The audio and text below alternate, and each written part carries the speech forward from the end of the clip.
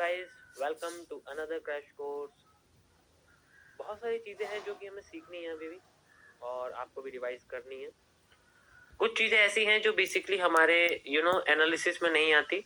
अगर मैं किसी भी स्ट्रेटजी को, जो कि मैंने आपको एमएमसी में द मिरर मार्केट कॉन्सेप्ट में समझाई हुई है, उनमें से कोई भी स्ट्रेटजी यूज करनी है ट्रेडिंग पर्पस के लिए, तो उसके बेसिस पर मेरा क्या ओपिनियन रहेगा अगर मैं ट्रेडिंग करना चाहता हूँ, इसके बारे में मैं आपको मेरा क्या ओपिनियन रहेगा अगर मैं ट्रेडिंग करना चाहता हूँ, इसके बारे में मैं आपको इस छोटे से कॉन्सेप्ट में बताने वाला हूँ। ये आपका मनी मैनेजमेंट का क्रैश कोर्स है। It means it is most important one. ये ट्रेडिंग के लिए है कि मैं अगर ट्रेडिंग करता किसी भी कॉन्सेप्ट को, किसी भी स्ट्रेटेजी को यूज करके, according to which I created it, तो उस बेसिस पे मैं किस तरीके से अपने कैपिटल को बंटवारा में लाता और कैसे उसको कितना यूज करता, कितना पर ट्रेड में इस्तेमाल करने की कोशिश करता, वो सारी की सारी चीजें मैंने इसके अंदर डाली हुई है। सो प्लीज इसको थोड़ा फोकस करके देखना, और इसके लिए आपको अपनी थोड़ी सी मैथमेटिशियन वाली जो थिंकिंग है उसको बढ़ाना पड़ेगा। थोड़ा सा मैथमेटिक्स में आपको जाना पड़ेगा, प्रैक्टिस जरूरी है। तो इसके लिए मैं रिकमेंड करूंगा कि आप ज्यादा से ज्यादा अपना सॉल्विंग शुरू करें कि अगर मेरा इतना कैपिटल होता तो मैं कितना यूज करता। ये सारी चीजें जो होंगी मैं आपको बताऊंगा कि बेसिकली हम कैसे यूज करेंगे, लेकिन ये डेली प्रैक्टिस में आपकी आनी चाहिए। तो चलते हैं स्क्रीन पर, आज के लिए स्टार्ट कर। हमारे पास सबसे पहले आता है द CMS। हम CMS जो है उसको MMS भी कह सकते हैं, लेकिन वर्ड थोड़ा सही नहीं लगता। CMS यानी कि द कैपिटल मैनेजमेंट सिस्टम। जितनी भी चीजें आपको मैं यहाँ बताने वाला हूँ और अब तक बताई है, वो मेरा अपना ओपिनियन है, मेरी अपनी रिसर्च है। आप ये कह सकते हैं कि ये किसी का बनाया हुआ नहीं है। इट्स जस्ट माय ओपिनियन कि मैं मार्केट और मार्केट से रिलेटेड जितने भी इंस्ट्रूमेंट्स हैं उनसे क्या ताल्लुक रखता हूँ, मेरा क्या मानना है, मैं उनको किस नजरिए से देखता हूँ, हर एक चीज मैंने आपको अब तक एक्सप्लेन की। उन्हीं में से ये एक अलग सिस्टम है जिसे हम लोग कैपिटल मैनेजमेंट सिस्टम कहते हैं। देखो, जब भी हमारे पास कैपिटल की बात आती है तो बेसिकली ये अलग चीज होती है। कैपिटल में और फंड्स में फर्क होता है। पहले आप वर्ड्स के डिफरेंस समझना शुरू करिए। देखिए, हमारा जो बैंक अकाउंट होता है, कोई भी बैंक है हमारे पास, जो हमारा बैंक अकाउंट होता है, उसके अंदर जो हमारे पैसे रहते हैं, ठीक है, उसके अंदर जो हमारे पैसे रहते हैं, हम तब तक उनको फंड्स कहते हैं। दीज आर द फंड्स, वो हमारे फंड्स हैं। जैसे कि मान लो मेरे अकाउंट में अभी फिलहाल के लिए 10,000 रुपए हैं, तो मेरे लिए ये फंड्स हैं। ओके, मेरे लिए ये फंड्स हैं। अब अगर मैं इन पैसों को ग्रो करना चाहता हूं, तो मुझे बैंकिंग फंड्स को इन्वेस्ट करने पड़ते हैं, और इन्वेस्ट करने के लिए मैं किसी ट्रेडिंग पर्पस के लिए यूज करता हूँ। यानी ट्रेडिंग के जरिए मैं इनको इन्वेस्ट करना चाहता हूँ, बढ़ाना चाहता हूँ, तो मैं इन्वेस्ट कर रहा हूँ। तो बेसिकली मैं इनको ट्रांसफर कर देता हूँ, इन्वेस्ट कर देता हूँ। यानी कि ट्रांसफर या इन्वेस्ट आप ये कह सकते हो, पहले ट्रांसफर करूंगा, उसके बाद फिर मैं इन्वेस्ट करूंगा। तो मैं इनको ट्रांसफर कर देता हूँ एक ब्रोकर के अकाउंट में, जिसके जरिए ब्रोकर, या आप इसे कह सकते हो डीमैट अकाउंट, ब्रोकर, या फिर आप इसको एक डीमैट अकाउंट कह सकते हो, या ट्रेडिंग अकाउंट, जो चाहे आप इसको कह सकते हो। मैं तीनों नाम यहाँ लिख रहा हूँ, जो आपको सिंपल लगे आप वो समझिए, ज्यादा बेटर है। ट्रेडिंग अकाउंट में मैं इसको ट्रांसफर कर देता हूँ। अब बेसिकली ये जो मेरा फंड है, ये फंड से कन्वर्ट होके कैपिटल में तब्दील हो जाता है। कैपिटल में आ चुका है, पहले फंड था, अभी कैपिटल बन चुका है। यहां से आपने देखा होगा कि कोई भी आपके पास में कोई भी अगर ब्रोकर का ऐड आ रहा है, कुछ भी है, तो उसमें आपने देखा होगा कि your capital is at risk. आपने लाइन सुनी होगी। वो बेसिकली जो कैपिटल यूज करते हैं ना, वो यही होती है, क्योंकि कैपिटल बेसिकली उनके पास है। आपकी आपकी जो कैपिटल है, मेरी जो कैपिटल है, हमारी जो कैपिटल है, वो ब्रोकर के पास डीमेट अकाउंट में हमारी पड़ी हुई है, इसलिए वो हमेशा लाइन लिखते। अब बात करते हैं कि जब ये चीज हमारे पास आ जाती है तो हम इसका किस तरीके से इन्वेस्टमेंट, मतलब मेरा क्या मानना है, अब मैं आपको बताऊंगा कि मेरा क्या मानना है। तो जब बैंकिंग फंड्स, जो बैंक का पैसा है मेरा, वो मैं ब्रोकर में डालता हूं, तो मैं सारा नहीं डालता। सारा डाल दूंगा तो एक तरह से वो इन्वेस्टमेंट ही है। एक बार मेरा पैसा मेरे बैंक अकाउंट से किसी और के पास चला गया, तो ये अब मेरा नहीं रहा, अब ये किसी और का हो चुका है, ये ब्रोकर का हो चुका है। तो इस केस में मैं अपना सारा पैसा नहीं डालूंगा। यहाँ पर मैंने 10,000 रुपए डाले हैं, ठीक है। इसका मतलब मेरे बैंक में ओरिजिनली, आप मान सकते हैं कि मेरे बैंक में ओरिजिनली 1,00,000 रुपए हैं, और अगर मेरे बैंक में 1,00,000 रुपए हैं तो मैं 1,00,000 रुपए से ही सिर्फ 10%, ये मेरा इन्वेस्टमेंट रेट है कि मैं अपने टोटल अकाउंट में से 10% का ही पैसा जो है इसके अंदर डालूंगा। इसके अलावा मैं और इसमें डालने वाला नहीं हूँ। तो अब मेरी जो कैपिटल है वो कितनी हो जाती है? मेरी कैपिटल टोटल 10,000 रुपीज हो जाती है। अब मैंने 10% जो है अपना इन्वेस्ट कर दिया ब्रोकर के अंदर। अब ब्रोकर में ट्रेडिंग करके मैं इसको ग्रो करने की कोशिश करूंगा। इसके लिए अलग कॉन्सेप्ट यूज होता है, ये होता है कैपिटल मैनेजमेंट सिस्टम, जो मैंने भी आपको समझाया कि मैं किस तरीके से अपने पैसे को किसी ट्रेडिंग अकाउंट में, डीमैट अकाउंट में डालता हूँ। अब ब्रोकर आपको कोई सा भी हो सकता है, XYZ, मैं क्या नाम लूं, आपको समझदार हो कि कौन सा ब्रोकर हम लोग यूज कर सकते हैं, तो कोई सा भी वो हो सकता है, जैसा भी सही लगे हम उस हिसाब से वो यूज कर सकते हैं यहाँ पर। अब यहाँ पर क्या है कि हमारे पास कई सारी चीजें हैं जो इसके अंदर इंक्लूड नहीं होती। जैसे कि मैं इसके अंदर कोई भी क्योंकि जब हम डिपॉजिट करते हैं तो इसके अंदर एक लीगल ब्रोकर में कभी भी डिपॉजिट फीस नहीं लगती। आपको समझना पड़ेगा, लीगल और नॉन लीगल ब्रोकर जो होते हैं उनमें ही आपको बेसिकली अपना पैसा इन्वेस्ट या डिपॉजिट करना है, उनके जरिए ही आप ट्रेडिंग करिए। जो लीगल यानी कि जो ऑथोराइज नहीं है उनमें करना रिस्की होता है, वो पैसे लेके जा सकते हैं, या फिर अगर कोई भी प्रॉब्लम होती है तो आपको गवर्नमेंट बेनिफिट नहीं देगी। तो लीगल ब्रोकर में पैसे डालना ज्यादा बेनिफिट है हमारे लिए। अब बात करते हैं इसमें जो होता है, तो इसमें जब हम डिपॉजिट करते हैं अपना अमाउंट, डिपॉजिट करते हैं, तो डिपॉजिट में कोई भी फीस नहीं लगती। डिपॉजिट और साथ ही साथ में जो पैसों का विड्रॉल होता है, इन दोनों सिस्टम में एक भी रुपया ब्रोकर नहीं लेता है। ये ट्रूथ है। 0% डिपॉजिट विड्रॉल फीस, कुछ भी फीस नहीं लगती है। एक्चुअल में फीस जो लगती है वो ब्रोकर के अंदर ट्रेडिंग के टाइम लगती है, जो कि मैं आपको TMS के अंदर बताऊंगा कि वो किस तरीके से हमें समझ में आएगा। आफ्टर द ट्रेडिंग और बिफोर द ट्रेडिंग किस तरीके से चीजें होती हैं। तो ये एक लीगल ब्रोकर की कहानी है, और कई सारी कैरेक्टरिस्टिक्स हैं जो हमें किसी ब्रोकर को चुनने से पहले देखनी चाहिए कि जो ब्रोकर है वो कंट्री के अंदर रजिस्टर्ड हो। ठीक है, देखो अगर पैसा छोटा है ना तो कोई इशू नहीं होती, लेकिन अगर पैसा बड़ा हो जाए ना तो निकालने में दिक्कत होती है। तो सबसे पहले जो मैं आपको कुछ कैरेक्टरिस्टिक्स बताना चाहूंगा हर ब्रोकर की, जो हमें पता होनी चाहिए। मैं कोई एक आपको रिकमेंड नहीं करूंगा, ठीक है। कुछ कैरेक्टर्स हैं जो इसके अंदर होने चाहिए, जिसके बेसिस पर हम फाइंड आउट कर सकते हैं। जिनमें से सबसे पहला कैरेक्टर आता है कि वो कंट्री के साथ ऑथराइज्ड होना चाहिए। कंट्री के साथ ऑथराइज होना चाहिए। आपको उसके समझना पड़ेगा अच्छे से कि जो ब्रोकर मैं यूज कर रहा हूं क्या वो कंट्री के अंदर लीगलाइज है, ऑथराइज है। दूसरा पॉइंट ये है जो कि मैंने आपको बताया कि इसके अंदर 0% फी होती है डिपॉजिट और विड्रॉल में हमेशा, और आपको डायरेक्ट डिपॉजिट ब्रोकर और ब्रोकर से आना चाहिए। डिपॉजिट और विड्रॉल जो है वो ब्रोकर में नहीं होना चाहिए, 0% फीस होनी चाहिए। और साथ ही साथ क्या बोला मैंने कि आपका जो डिपॉजिट विड्रॉल है वो ब्रोकर के नेम पे होना चाहिए। ब्रोकर या ब्रोकर जिस कंपनी के जरिए चल रहा है उस ब्रोकर के नेम पे होना चाहिए, तभी वो एक लीगल तरीके से आपके पास विड्रॉल आएगा। वरना अगर किसी और थर्ड पर्सन के जरिए आ रहा है, इसका मतलब वो ब्रोकर लीगल नहीं है किसी भी तरीके से। तीसरी सबसे इंपॉर्टेंट चीज जो आती है वो आती है आपकी जो है एनवायरमेंट। ब्रोकर का जो एनवायरमेंट है, एनवायरमेंट का मतलब है कि वो दिखने में कैसा है, लोगों का क्या फीडबैक है उसको लेके। तो ये एनवायरमेंट में सारी चीजें आती है, जिनमें सबसे पहले आता है फीडबैक। लोगों का फीडबैक क्या है, बड़े बड़े लोग जो हैं वो सबसे ज्यादा कौन सा ब्रोकर यूज कर रहे हैं, किसको अच्छा मानते हैं, ये सारी फीडबैक इंपॉर्टेंट होती है साथ के साथ लेने के लिए। तो ये 3 कैरेक्टरिस्टिक्स आपके पास है, तो आप सही ब्रोकर लॉन्ग टर्म के लिए यूज कर सकते हो। क्योंकि अगर मैं करने जाऊंगा तो मैं इन्हीं 3 कैरेक्टरिस्टिक्स को इस्तेमाल करूंगा। Got it? There is no recommendation. Thousands of brokers हैं, लीगल भी हैं जिनके साथ सारी चीजें हैं, लेकिन उसमें से आपको कोई चूज करना पड़ेगा किसमें आप अपना जो है ये सब चीजें कर सकते हो जो ट्रेडिंग से रिलेटेड है। This is called a trade capital management system. ये मेरा अपना मानना है, दुनिया क्या मानती है मुझे उससे कोई फर्क नहीं पड़ता।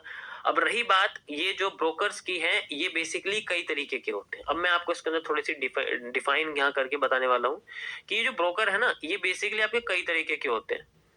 पर आज के टाइम में जो ब्रोकर है वो 3 तरीके से एग्जिस्ट करते हैं। जैसे कि एक होते हैं हमारे पास स्टॉक ब्रोकर्स। तो जो स्टॉक ब्रोकर्स होते हैं ये ज्यादातर कंट्रीज में, अपने ही कंट्री में लीगल होते हैं, अच्छे होते हैं। तो स्टॉक ब्रोकर हम इस्तेमाल कर सकते हैं। एग्जाम्पल के लिए जो भी है हमारे पास, जितने भी हैं, हम सारे, कोई से भी आप देख सकते हो, आपको पता भी होगा कुछ कुछ। जैसे कि हमारे कोई भी है स्टॉक ब्रोकर में क्या नाम लो, आप जानते ही हो। इसमें ऑप्शंस होते हैं, स्टॉक्स होते हैं, फ्यूचर्स होते हैं, कुछ कुछ करेंसी पेयर्स होते हैं, वो हम यूज कर सकते हैं स्टॉक। सेकंड नंबर पर आता है जिसको हम लोग बोलते हैं क्रिप्टो ब्रोकर्स। ये जो क्रिप्टो ट्रेडिंग ब्रोकर्स होते हैं, इनके अंदर हम लोग ट्रेडिंग कर सकते हैं। हम इजीली डिपॉजिट विड्रॉल कर सकते हैं। क्रिप्टो ब्रोकर्स यानी कि जिनके अंदर जो पेयर्स होते हैं वो यूएसडी के साथ रहते हैं, यूएसडीटी के साथ नहीं रहते। यूएसडी, यहाँ टी नहीं लगा रहता, ये चीज ध्यान रखें, टी नहीं होता, सिर्फ ये होता है। हम इनको भी यूज कर सकते हैं, ये भी जो लीगल है, जिनकी कैरेक्टरिस्टिक जो मैंने आपको बताई वो मैच करती हैं, तो हम उसको इंडिया में इजीली ट्रेड कर सकते हैं। Because trading in India with A regulated crypto broker is legal. उसके बाद आते हैं हमारे पास फॉरेक्स ब्रोकर। इंडिया में जो फॉरेक्स ब्रोकर हैं वो ना के बराबर हैं, क्योंकि जो फॉरेक्स ट्रेडिंग है वो हम नहीं कर सकते खुल के। तो जो फॉरेक्स ब्रोकर्स हैं वो बेसिकली इंडिया में ना के बराबर है। और फॉरेक्स ट्रेडिंग हम नहीं कर सकते, क्योंकि फॉरेक्स ट्रेडिंग करने के लिए हम सिर्फ उन्हीं पेयर्स का इस्तेमाल कर सकते हैं, उन्हीं फॉरेक्स पेयर का इस्तेमाल कर सकते हैं जिनका बेस पेयर आईएनआर हो। यानी जैसे यूएसडी आईएनआर हो, ठीक है, जैसे यूरो आईएनआर हो, ठीक है, जैसे हमारे पास जेपीवाई आईएनआर है। तो ये सारी की सारी करेंसीज में हम ट्रेड कर सकते हैं, और ये सारी चीजें हम लोग कर सकते हैं एक रेगुलेटेड ब्रोकर के साथ, जिसने आरबीआई के अंडर अपने आप को रजिस्टर करा रखा है। यानी कि वो हम कर सकते हैं जिसकी कैरेक्टरिस्टिक्स इससे मैच करती हो, उस ब्रोकर के साथ हम लोग ट्रेडिंग कर सकते हैं, जो कि ना के बराबर है। अब देखो, ये जो करेंसीज आप देख रहे हो, ये बेसिकली हाईली हमारे पास जो है कंट्रोल्ड होती है, हाईली कंट्रोल्ड एनवायरनमेंट में होती है। हाईली कंट्रोल का मतलब होता है कि इनका जो ग्राफ है ना वो बहुत अच्छा नहीं होता, इनकी मूवमेंट बहुत स्लो होती है, स्लो मूवमेंट होती है। हम ऐसी करेंसीज में नहीं कर सकते, क्योंकि स्लो मूवमेंट यानी कि लो वॉल्यूम, वॉल्यूम ही नहीं है, कोई ट्रेड नहीं करता, बहुत कम लोग इसके अंदर करते हैं। तो लो वॉल्यूम होने की वजह से इनकी जो मार्केट का स्ट्रक्चर है, दिखने का जो एक चार्ट है, वो साफ सुथरा नहीं होता, इसलिए इनके अंदर लोग ट्रेडिंग नहीं करते, इसीलिए वो रेगुलेटेड ब्रोकर में भी नहीं कर पाते। अब अगर आपको कर रही है तो आपको उस कंट्री में अपने आप को रजिस्टर करना पड़ेगा, या फिर छोटे मोटे अमाउंट से करना पड़ेगा, जो कि वैसे पेयर अलाउ करते हैं, जो कि जैसे कि हमारे पास गोल्ड है, एक्स यूएसडी है, ठीक है, जैसे कि हमारे पास यूरो यूएसडी है, यूरो जेपीवाई है। तो इन पेयर्स में अगर करना है तो बेसिकली आपको उन कंट्रीज में उन ब्रोकर को यूज करना पड़ेगा जो लीगल हैं और जिनके अंडर हम इसको कर सकते हैं, जो ऑथराइज्ड। बाकी अगर अमाउंट बड़ा हो जाता है तो निकालने में दिक्कत होती है, क्योंकि ये चीजें लीगल नहीं है करनी, और हमें लीगल रास्ते से जाना चाहिए। क्रिप्टो इज बेस्ट, मेरी नजर में क्रिप्टो सबसे बेस्ट है, हमें और कुछ करने की जरूरत ही नहीं है। क्रिप्टो की मार्केट बहुत अच्छी आज के टाइम में चल रही है, 2025 के टाइम में, और ये काफी है। One pair is still enough for making the $1 million। सो ये है गाइस आपका एक कैपिटल मैनेजमेंट सिस्टम का स्वरूप। आई होप आप लोगों को ये चीज समझ में आई होगी, मैंने पूरी कोशिश करी। देखो, छोटा सा हिस्सा है, क्योंकि स्टार्टिंग में हमें पता होना चाहिए कि हमारा जो पैसा है ना वो जा कहाँ रहा है। अगर हमें यही नहीं पता तो बाद में फंस जाएंगे कि पैसा कहीं गलत जगह तो नहीं चला गया। तो ये चीजें ना हो, इसलिए ये सब चीजें पता होनी चाहिए। Thank you guys. अब मिलते हैं आपको नेक्स्ट हमारे रिस्क मैनेजमेंट सिस्टम के अंदर। तो second video of crash course. आज मैं आपको आरएमएस यानी कि द रिस्क मैनेजमेंट सिस्टम के बारे में बताने वाला हूं।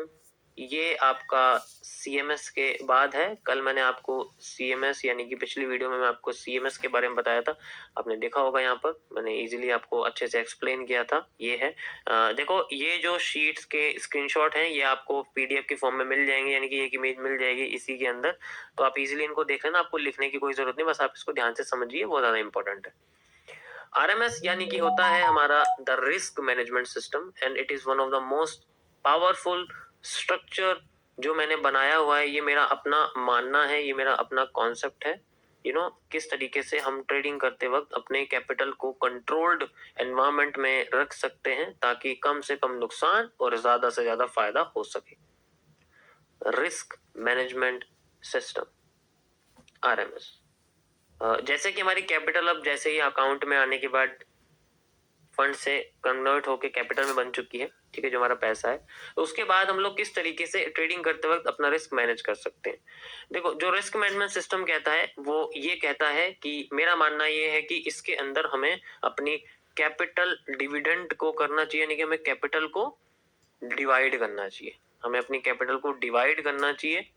मेरे पास जो कैपिटल है वो बेसिकली अभी मैंने आपको बताया कि मेरे पास 10,000 रुपए है। You can easily C like this. ये काफी होती है एक बिगिनर के लिए मार्केट से स्टार्टअप करने के लिए।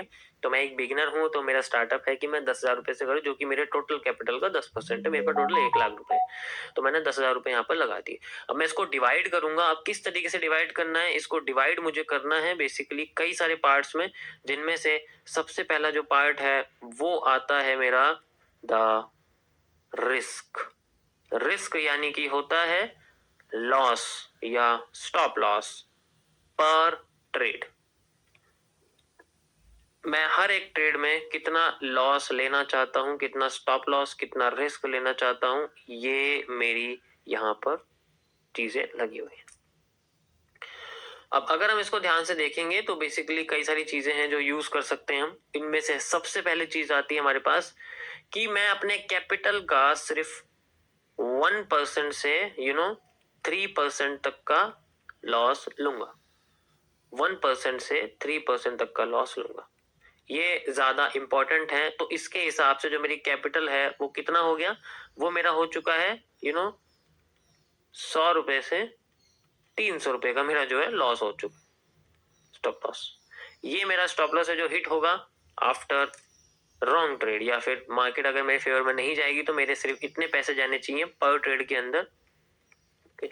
पर ट्रेड के अंदर मेरा जो अमाउंट है वो इतना ही जाना चाहिए, इस तरीके से। दूसरा जो मेरा हिस्सा है वो है रिवॉर्ड का, कि मुझे कितना रिवॉर्ड मार्केट से चाहिए, इतना पैसा मैं चाहता हूं मार्केट में फेवर में लाए, प्रॉफिट यानी कि जिसे मैं टेक प्रॉफिट कह सकता हूं।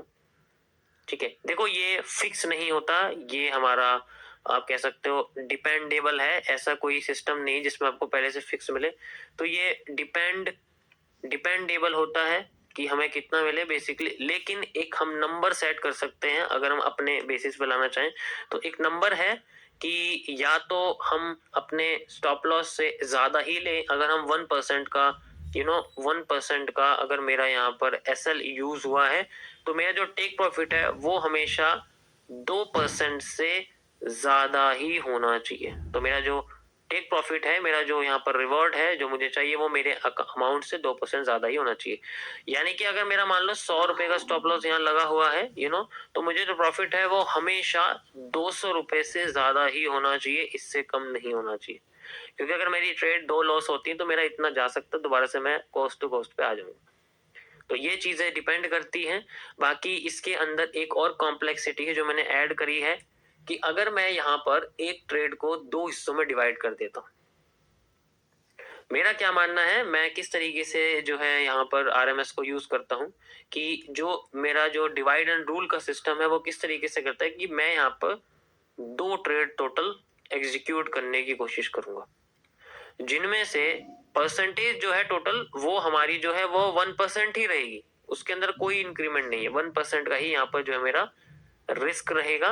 लेकिन मैं यहाँ पर एक ट्रेड नहीं चलूंगा, मैं इसका बंटवारा कर दूंगा। अब बंटवारा कैसे करूंगा कि मैं एक ट्रेड 0.5% के रिस्क के साथ चलूंगा। ये मेरा रिस्क है, पहली ट्रेड मेरी इतनी होगी और दूसरी ट्रेड में मेरी इतनी ही होगी, 0.5% यहाँ मेरा रिस्क रहेगा। अब इसके अंदर जो सबसे पहली जो ट्रेड है मेरी, फर्स्ट जो ट्रेड है, इसके अंदर मैं जो अपना रिस्क रिवॉर्ड है, जिसे मैं RR कहता हूँ, द रिस्क रिवॉर्ड रेशियो जो होता है, मैं उसे हमेशा फिक्स रखता हूँ, जो कि रहता है 1:1.5। ये मेरा रिस्क रिवॉर्ड रेशियो है and it is one of the logical, जिसे मैं 1:1 जो है 1.2 भी कह सकता हूँ या 1.3 भी कह सकता हूँ, बट 1.5 इज बेस्ट। कि अगर मार्केट में इतना चला गई, मार्केट 1.5 गुना चली गई मेरे रिवॉर्ड से, तो मेरा अमाउंट हो जाता है। उसके बाद मैं दूसरी वाली ट्रेड का जो स्टॉप लॉस है उसको 0.5 से कॉस्ट टू कॉस्ट पे ला देता हूँ। यानी कि जैसे एग्जांपल के लिए मान लो मार्केट ऐसे ऐसे करके आ रही है, नीचे आ रही है और फिर ऊपर जा रही है, तो मैंने यहाँ पर मान लीजिए ट्रेड लगाई थी अपनी दोनों, तो यहाँ से लेके यहाँ तक का जो था मेरा स्टॉप लॉस था, ठीक है। तो मार्केट हमारी ट्रेड एग्जीक्यूट करके ऊपर चली जाती है और पहले ट्रेड का प्रॉफिट हो जाता है। दूसरी ट्रेड का जो पहली ट्रेड बाहर हो जाती है प्रॉफिट होने के बाद, और ये दूसरी ट्रेड चल रही होती है बस। तो मैं क्या करता हूँ, जो मेरा स्टॉप लॉस है उसको मैं उठा के उस जगह लेके आ जाता हूँ जहां पर मैंने एंट्री करी थी, एंट्री पोजीशन पे मेरी इस वाली ट्रेड का स्टॉप लॉस आ जाता है, जिससे मेरा रिस्क हो जाता है 0। अब मेरा रिस्क जो है वो 0 हो जाएगा। अगर मार्केट रिवर्स करना चाहे तो रिवर्स करके मेरे को कुछ नहीं देगी, नहीं तो वो अगर ऊपर जाएगी तो मेरा प्रॉफिट यहाँ बढ़ता रहेगा। इस तरीके से मैं यहाँ पर ये यूज करता हूँ। ये हर बार मैं यूज नहीं करता, ये बेसिकली एक कॉन्सेप्ट के अंदर है, MMC में एक कॉन्सेप्ट है, उसके अंदर मैं इसको यूज करता हूँ एंड इट्स बेस्ट फिलहाल के लिए। बट अभी मैं ट्रेडर नहीं हूँ, मैं अभी एक एनालिस्ट हूँ, तो मैं आपको उसी बेसिस बताऊंगा।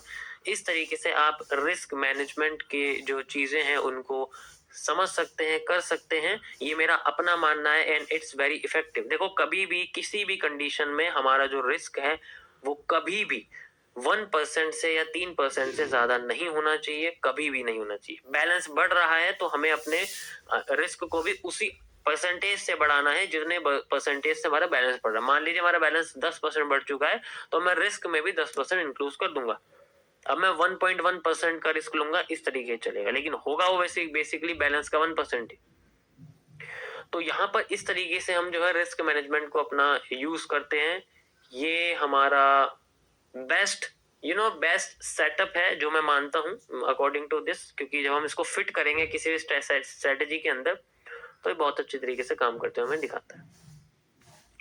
ओके गाइस, तो ये था छोटा सा एक RMS के बारे में। कल मैं आपको TMS यानी कि द ट्रेड मैनेजमेंट सिस्टम वो बताऊंगा। इट्स मोस्ट इंपोर्टेंट कि ये सारी चीजें हम लोग ट्रेड लगाते वक्त कैसे यूज करेंगे। तो लेक्चर 3 ऑफ क्रैश कोर्स, और आज मैं आपको बताने वाला हूँ TMS के बारे में। यानी कि जब हमें CMS के बारे में पता हो, फिर हम उसको रिस्क को कैलकुलेट कर लें, उसके बाद आती है चीज जो कि आपको यूज करनी होगी, जैसे जैसे मैंने आपको MMC समझाया है, 6 से 10 महीने बाद। ये जो मैं आपको बता रहा हूँ ये बेसिकली डे 1 के लिए नहीं है, ये उनके लिए है जिन्हें अच्छी तरीके से अपनी बनाई हुई कोई भी कोई भी स्ट्रेटेजी या कॉन्सेप्ट जो कि अपना किसी और का यूज कर रहे हो, या कोई भी स्ट्रेटेजी आप यूज कर रहे हो, कॉन्सेप्ट यूज कर रहे हो, MMC यूज कर रहे हो, ये बहुत अच्छी तरीके से याद करने के बाद तब यूज करना है। MMC आपने सीख ली, अब 1 महीना हो गया, ये नहीं तुरंत स्टार्ट कर दिया, नहीं, कम से कम 1-1.5 साल बाद का सिस्टम है जो मैं आपको बता रहा हूँ। It stands for the trade management system. ये ट्रेडिंग के लिए यूज होता है कि अब हम तैयार हैं, अब हम इसको यूज कर सकते हैं। ये तब इस्तेमाल होगा क्योंकि इसमें जो चीज है मैं सबसे पहले बताऊंगा, वहां वो चीज इंक्लूड होगी जिसके बारे में आपको अभी कह रहा हूँ। ट्रेड मैनेजमेंट सिस्टम यानी कि ट्रेडिंग करने के लिए ट्रेड करने के लिए हमें सबसे पहले अपना सेटअप देखना पड़ता है, एक कॉन्सेप्ट यूज करना पड़ता है, और इसके लिए हमें चाहिए high level of market education और analysis, high level of market solving skills. और ये आपकी 1 से 6 महीने के अंदर बिल्कुल भी नहीं आएंगी। आपको महसूस तो होगा आपके फेवरेट मार्केट जाए, लेकिन जब आप करोगे ना ट्रेडिंग, सब रफू चक्कर हो जाएगा। High level of market solving या मार्केट ऑब्जर्वेशन या एजुकेशन स्किल्स। इसके बाद ही जिसमें आपको लगेगा 6 महीने से लेके 1.5 साल तक का वक्त, 1.5 years। देखो यूट्यूबर्स के पास, और वो अमीर इतने जल्दी इसलिए हो जाते हैं क्योंकि वो कोर्स वगैरह सेल करते हैं और भी बहुत सारी वो इसलिए वो इतने जल्दी अमीर बन जाते हैं। आपको लगता है कि 6 से 1.5 साल में यूट्यूब पे आके बंदा पैसा बनाएगा, लेकिन एक्चुअल में ट्रेडिंग से होने वाले अमीर 6 से 1.5 महीने में नहीं होते।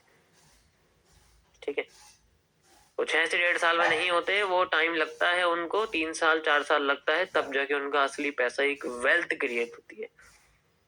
ठीक है, मैं इसलिए कह रहा हूं क्योंकि मेरे पास इस चीज का एक्सपीरियंस है, मैं आपको इसलिए आपको बता रहा हूं सामने से। अब बात होती है कि इतना सब कुछ सीखने के बाद अब हमारे सामने ट्रेडिंग का ट्रेडिंग वर्ल्ड आ जाता है कि हम ट्रेडिंग करेंगे, तो इसके लिए जो हमारी ट्रेड है जो कि हम प्लेस करेंगे, कब करेंगे? ट्रेड प्लेस तभी करेंगे, एग्जीक्यूट तभी होगी। एग्जीक्यूट का मतलब है प्लेस करना। ये तभी होगी जब हमारे को कोई सेटअप मिलेगा, कोई की लेवल मिल गया किसी भी तरीके का, जो कि आपका कोई भी की लेवल हो सकता है ना। एग्जांपल के लिए मैं आपको जैसे कोई भी रिवर्सल एरिया,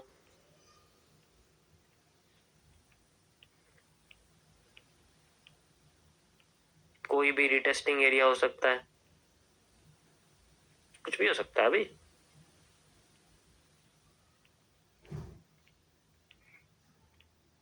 ठीक है, कोई भी रिवर्सल एरिया, कोई भी रिटेस्टिंग एरिया, और उसके बाद हमारे पास आता है कोई भी सपोर्ट या रेजिस्टेंस।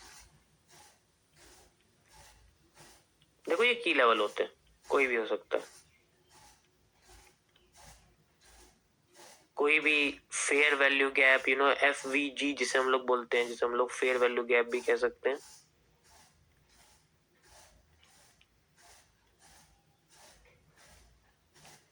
कोई भी ब्लॉक या ऑर्डर ब्लॉक आप इसको कह सकते हो, कोई भी जो ब्लॉक है, ब्लॉक यानी कि आपका कोई भी जैसे ब्रेकर ब्लॉक हो गया, है ना। मैं सब कुछ लिख दूंगा, डोंट वरी, हर एक चीज यहाँ लिख दूंगा। मैंने हर चीज लाइव में सॉल्व करके बताई है आपको। मिटिगेशन ब्लॉक जो होता है, ओके, और उसके बाद आपका ऑर्डर ब्लॉक जो होता है, रिजेक्शन ब्लॉक भी होता है, और कई सारी चीजें होती है। एक आपकी इन्वर्जन एफवीजी भी होती है, वो सब छोड़ो, चलो सिंपल वे में आप समझो। तो ये सारी क्या है, ये आपके बेसिकली की लेवल्स हैं, जहां पर आपको मार्केट में अपॉर्चुनिटीज मिलेंगी ट्रेड लगाने के लिए। ठीक है, यानी कि मुझे मिलेंगी अपॉर्चुनिटी, तो मुझे मिलेंगी की लेवल लगाने की। रिवर्सल और रिटेस्टिंग एरिया तो हमारे लिए एक तरह से आप कह सकते हो कि सप्लाई डिमांड है। तो अब इसमें जब सब कुछ पता लग जाए, अब उसके बाद आती है कि ट्रेड एग्जीक्यूट कैसे करनी है। यही सारा खेल है कि की लेवल पता करने के बाद हम पर पता लगे, तो ट्रेड लगाने के लिए सबसे पहले हमें करनी पड़ेगी एक सिस्टम की कैलकुलेशन, जिसे हम लोग बोलते हैं the lot calculation, the lot meter. आप इसको द लॉट मीटर भी कह सकते हैं, क्योंकि हम इसमें लॉट कैलकुलेट करेंगे। लॉट हमारे मार्केट के पर पॉइंट पे मिलने वाले पैसे को बोलते हैं। दुनिया की कोई से भी मार्केट एक पॉइंट पे कितने पैसे दे रही है, हमें कितने पैसे मिलेंगे, वो लॉट होता है। ठीक है, जैसे कि ये हर मार्केट में अलग अलग होता है। मैं एग्जांपल के लिए आपको 2 मार्केट का नाम यहाँ लूंगा। एक आपको दूंगा स्टॉक मार्केट के बारे में, कि स्टॉक मार्केट में जो लॉट कैलकुलेटर है वो अलग होता है। ठीक है, और जो आपकी फॉरेक्स मार्केट है इसके अंदर अलग होता है। ठीक है, फॉरेक्स या आप कमोडिटी मार्केट भी इसको कह सकते हो।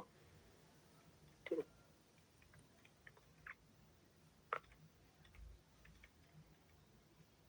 ये सारी चीजें अलग होती है। देखो जो लॉट होता है ना, लॉट एक तरह हिस्सा होता है कि या तो हमें एक पॉइंट में मार्केट हिलने पर कितना मिल रहा है वो हम खरीदें। तो ये कैसे काम करता है मैं आपको भी समझाता हूँ। स्टॉक मार्केट में एग्जांपल के लिए आप कोई भी ऑप्शन लेते हो, किसी का भी प्रीमियम लेते हो या ऑप्शन लेते हो, तो उसमें आपका जो किसी भी इंडेक्स का जो लॉट है, एग्जांपल के लिए मैं आपको एग्जांपल दे रहा हूँ, कुछ चीजें इनएक्यूरेट भी हो सकती है, बस आप समझिए किस तरीके से होता है। एग्जांपल के लिए मैं यहाँ पर निफ्टी इंडेक्स के बारे में बात कर रहा हूँ। ठीक है, तो हमारे पास में जो निफ्टी 50 इंडेक्स है, इसके अंदर हम कोई सा भी ऑप्शन लेते हैं, तो इसमें जो लॉट होता है वो एग्जांपल के लिए हमारे पास 25 रुपए का एक लॉट होता है। ये 25 का मतलब क्या होता है? ये 25 का मतलब ये है कि एक पॉइंट जब निफ्टी का हिलेगा, निफ्टी के ऑप्शन का हिलेगा, तो हमें उसमें 25 रुपए मिलेंगे या 25 रुपए जाएंगे। पॉजिटिव नेगेटिव दोनों साइड से होता है, तो 25 रुपए मिलेंगे या 25 रुपए जाएंगे, ये चीज होता है। तो हमें इतना सेलेक्ट करना है कि स्ट्रक्चर के हिसाब से हमारा जो लॉट है वो इतना सेट हो कि हमारे इतने पॉइंट पर हमारे बैलेंस का 1% या 3% जाए, जो कि मैंने आपको कल बताया था। अब कैसे होता है ध्यान से समझो। इमेजिन करो कि निफ्टी का जो चार्ट है वो एक स्ट्रक्चर बना रहा है, ठीक है, इस तरीके से वो एक स्ट्रक्चर बना रहा है जिसके अंदर मुझे ऐसा कुछ एरिया दिख रहा है यहां से लेके यहां तक का। अब मार्केट ऊपर जा रही है और मार्केट जब यहाँ पर आएगी तो मैं यहाँ ट्रेड लगाऊं, यू कैन सी यहाँ पर मैं एक बाय ट्रेड लगाना चाहता हूँ, यहाँ पर मैं एक बाय की ट्रेड लगाना चाहता हूँ। ओके, तो मार्केट यहाँ से ऊपर उठना शुरू कर रही है। जब मार्केट यहाँ से ऊपर उठ रही है यू कैन सी, तो मैंने देखा कि जो यहाँ से यहाँ तक का जो हिस्सा है, यहाँ से यहाँ तक का जो ये हिस्सा है मेरे पास, इतने हिस्सा मार्केट में मान के चलो एग्जांपल के लिए 15 पॉइंट जो है मार्केट में आए हैं। 15 मार्केट यहीं से उठना शुरू कर रही है। हमने देखा मार्केट का लो ये था, अब यहीं से उठती जा रही है और उठती जा रही है और उठती जा रही है। मैंने कैलकुलेशन यहाँ से शुरू करी, यहाँ से देखा कि ये मार्केट का एक ब्रेक पॉइंट है, यहाँ से ब्रेकआउट है। मेरी स्ट्रेटेजी है कि ब्रेकआउट पे मैं लेने वाला हूँ। एग्जाम्पल के लिए मार्केट यहाँ तक पहुंचती है और मेरी ट्रेड जो है एग्जीक्यूट हो जाती है। अब एग्जीक्यूट अभी नहीं होगी, पहले मुझे मेजर करना है कि 15 पॉइंट का मेरा क्या है, यहाँ पर स्टॉप लॉस आ रहा है। तो 15 पॉइंट के हिसाब से मुझे लॉट सेलेक्ट करना है जिसमें मेरे कितने जाएं। तो यहाँ पर मैं अपना स्टॉप लॉस है वही करूंगा कि 15 पॉइंट्स में मुझे कौन सा लॉट लेना है कि मेरे बैलेंस का 1% है। तो मैं सबसे कम ले लेता हूँ, तो 15 में मैं 25 का लॉट ले लेता हूँ। तो अगर 25 का लॉट यानी कि 15 पॉइंट हिलेंगे और 25 रुपए पर पॉइंट में लेंगे तो मेरे कितने रुपए मिल जाएंगे, आप कैलकुलेट कर सकते हो। मैं कैलकुलेट करता हूँ, आपको बताता हूँ कितने हमारे पास में जो अमाउंट है वो आ जाएगा 15 मल्टीप्लाई 25, तो 375 रुपीज जो है मेरे चले जाएंगे इसके अंदर अगर मेरा स्टॉप लॉस होता है।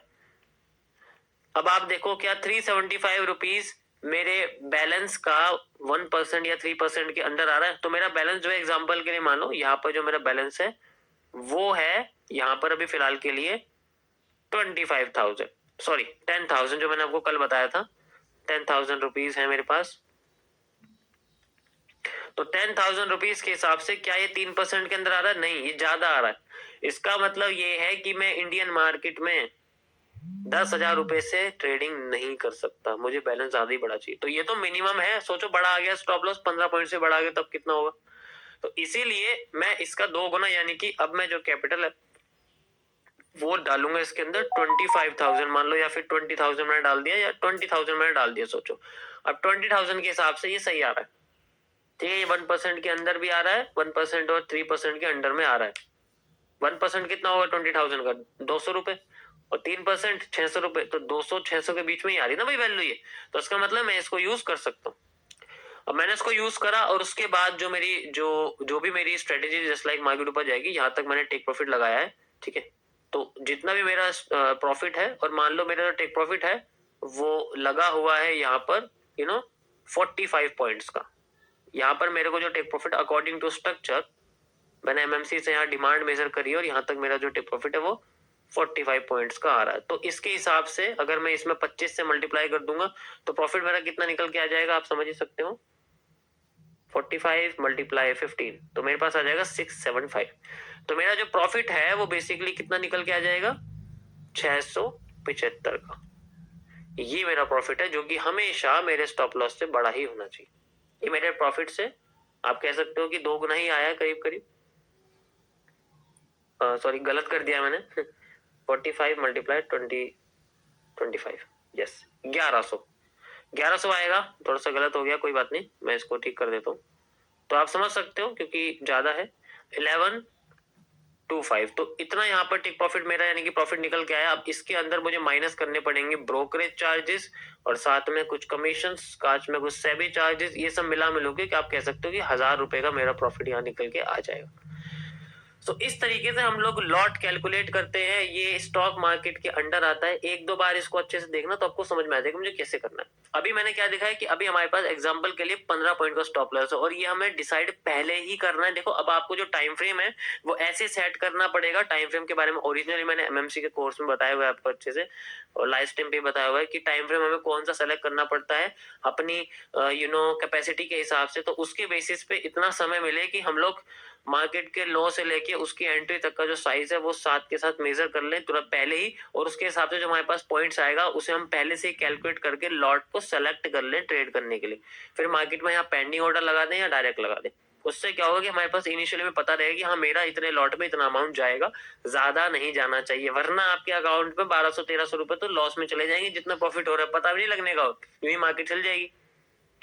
इस तरीके से हम इसको करते हैं। देखो जो ये होता है ना, ये थोड़ा सा महंगा होता है इंडियन मार्केट का जो लॉट है, ये स्टॉक मार्केट में जो होता है। अब अगर मैं बात करूं फॉरेक्स या कमोडिटी मार्केट के बारे में, इनका थोड़ा सा अलग होता है। इसमें क्या होता है, इसमें जो लॉट है वो 0.01 से भी स्टार्ट हो सकता है। इसका मतलब है कि इसमें अकाउंट टाइप्स के बेसिस पे होता है। इंडियन मार्केट में तो रुपए में ही ट्रेड कर सकते हैं। यहाँ पर जैसे कि एग्जांपल के लिए मैं यूएसडी का इस्तेमाल कर रहा हूँ, डॉलर का इस्तेमाल कर रहा हूँ, तो आप समझ सकते हो कि यूएसडी में ये इसको बोलते हैं 1 सेंट। ये मेरे लिए 1 सेंट के बराबर है, यानी कि जब भी मार्केट 1 पॉइंट हिलेगी तो मेरा 1 सेंट जाएगा, 100 पॉइंट हिलेगी तो मेरा 100 सेंट यानी कि $1 चला जाएगा, $1 चला जाएगा। सेम कैलकुलेशन इसमें भी होती है। जैसे मैंने आपको बताया कि 15 पॉइंट है तो 15 सेंट, तो यानी कि 0.15, और बाकी कैलकुलेशन सेम, एग्जैक्ट सेम इसमें वैसी ही रहती है, कोई भी चेंजेस नहीं रहते। मैनेजमेंट हम लोग बेसिकली जो मैंने आपको बताया था आरएमएस के अंदर कि पहली ट्रेड कौन सी है दूसरी कौन सी, वो सेम इसके अंदर इंक्लूड कर सकते हैं। बाकी जो इसका जो सिस्टम है वो इस तरीके से रहता है, कैलकुलेशन वाइज इस तरीके से रहती है। आपको कम से कम 1 वीक अच्छे से प्रैक्टिस करनी पड़ेगी, मैथ्स सॉल्व करनी पड़ेगी कि मैं मल्टीपल बैलेंस को, मल्टीपल स्टॉप लॉस को, मल्टीपल जो है टेक प्रॉफिट को कैसे जो है कैलकुलेट करूंगा। उससे आपकी एक हैबिट क्रिएट हो जाएगी, अच्छी तरीके से आपको समझ में आएगा किस बैलेंस पे आप कितना अमाउंट यूज करोगे जब आपके सामने इतने पॉइंट का स्टॉप लॉस आ जाएगा जो कि मार्केट दिखा रही है। क्योंकि ये बहुत इंपॉर्टेंट है। अगर आपने इस पर प्रैक्टिस नहीं करी ना और एक भी कैलकुलेशन गलत होगी तो पैसा चला जाएगा, और पैसा इतनी आसानी से कमाया नहीं जाता इसमें लगाने के लिए, ये आप भी जानते हो और मैं भी। पूरे महीने की जॉब की करी हुई मेहनत का पैसा मिनटों और सेकंडों में चला जाएगा। इससे अच्छा है कि आप घंटों बैठ के अच्छे से ये कैलकुलेशन याद करो, और एक एक पैसे का हिसाब आपके पास होना चाहिए कि मैं कितना गवा रहा हूँ और मैं कितना बना रहा हूँ। ये तभी पता लगेगा अगर आपको लॉट साइज के, लॉट कैलकुलेशन के बारे में अच्छी तरीके से पता लगेगा। तो ये था गाइस मेरा आपके लिए आरएमएस, टीएमएस एंड सीएमएस के सारे कॉन्सेप्ट्स। आई होप आप लोगों को सारी चीज समझ में आएगी। मैंने बिल्कुल सिंपल तरीके से आपको समझाने की कोशिश करी है।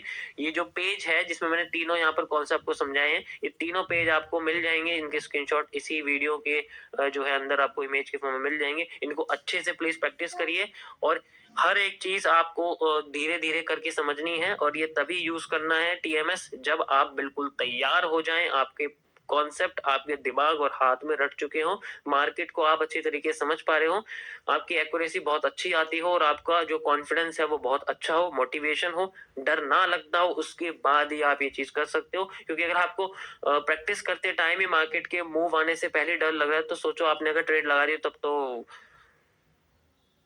सुबह नल्ला ना हो जाए। इसलिए इससे अच्छा है प्रैक्टिस करिए और अच्छी तरीके से अपने आप को एक डेवलप करने के लिए चीज आपको याद करनी पड़ेगी। Thank you guys, I hope सबको समझ में आया होगा। अब मैं नेक्स्ट इससे भी अच्छा टॉपिक आपके लिए लेके आऊंगा, तब तक के लिए आप इसको प्रैक्टिस करिए एंड एंजॉय। अगर आपको इसके अंदर और डीप में पढ़ना है तो आपको एमएमसी देखनी पड़ेगी। एमएमसी का जो कोर्स है वो जो अल्टीमेट सीरीज है उसके अंदर ये सारी की सारी चीजें डिटेल्ड में है, क्योंकि मैंने आपको एक मिनी वर्जन समझाया हुआ है, उसके अंदर आपको और भी सारी चीजें दिख जाएंगी। अगर आप चाहते हैं उसको लेना वो भी ले सकते हैं, वरना मैंने लाइव स्ट्रीम पे भी उसको समझाया हुआ है। सितंबर, अक्टूबर, नवंबर और दिसंबर, ये 4 महीने की लाइव स्ट्रीम्स है। 1000 घंटे से ज्यादा का कंटेंट है, इजीली खुल के आप देखिए, सब फ्रीली मैंने बताया हुआ है। ये मैंने इसलिए अलग से निकाला क्योंकि मैंने ये चीजें पता नहीं किस किस दिन बताई हैं, टुकड़ों में है तो लोगों को इसे ढूंढने में दिक्कत हो रही है, इसलिए मैंने ये चीजें स्टार्टिंग में बता दी। आप यहाँ पर ये तीनों चीज एग्रीगेट रूप में देख सकते हैं। इसी तरीके से मैंने जो बाकी के एमएमसी के जो फेजेस है उनको क्रिएट करा हुआ है। अगर आपको लाइव स्ट्रीम देखने में दिक्कत होती है तो आप वो पे करके इजीली आप वो चीजें देख सकते हैं बिना किसी दिक्कत के। आपको 3 घंटे की लाइव स्ट्रीम देखने की जरूरत नहीं, आप ओनली 13 से 14 मिनट्स में या 17 मिनट्स में या 20 मिनट्स में वो 3 घंटे का कंटेंट इजीली देख सकते हैं। बाकी आपकी मर्जी है, आप फ्री में लाइव स्ट्रीम देखें वो भी फ्री है, और यहाँ पर भी दोनों में सेम चीजें हैं, जहां चाहे आप वहां देख सकते हैं। जिनकी जॉब है, जिनके पास बिजनेस, इनका टाइम नहीं है, वो सिर्फ पेड कंटेंट सिर्फ उनके लिए रहे, मैं कहूंगा। बाकी अगर आपको लेना चाहो तो आप ले सकते हो, वरना live stream is the best. मिलते हैं आपसे लाइव स्ट्रीम पे, आगे की क्लास वहां कंटिन्यू करेंगे। Thank you guys.